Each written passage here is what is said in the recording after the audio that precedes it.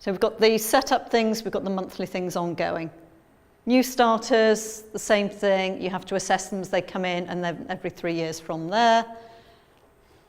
You do get this 3-month deferral, which is quite useful if you've got a probationary period, that you can cover them with that, so you don't opt them in and then find during the probationary period they're not really suitable, and then you've got the additional admin on top of all the saying goodbye nicely and things like that. So you've got the 3-month deferral, and I suggest that you probably want to use that.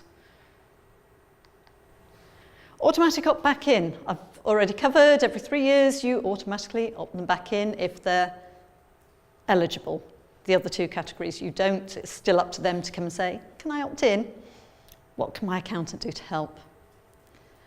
We cannot, unless we're also qualified as IFAs, we cannot advise you on which pension scheme to choose.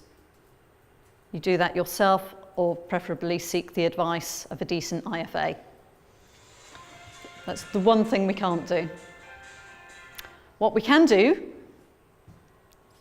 your accountant or your payroll bureau, when running the payroll, we can also run those pension calculations for you. And that's a little bit of extra work, but it comes out of the software anyway. We can send those to you, and you can get them to the pension to your pension scheme, or we can potentially upload them or input them into your pension scheme software. And that, again, it's minimal work, but it probably makes sense for somebody to do that. It depends.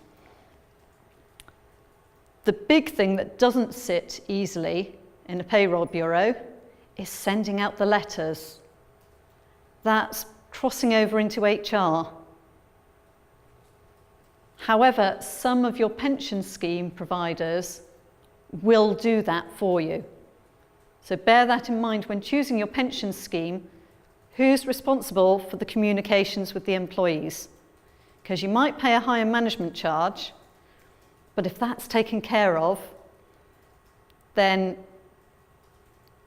it's one thing you don't have to think about. So the letters bit, the correspondence, can be by your pension scheme, by you, or by your accountant payroll bureau, if that's what they're going to cover.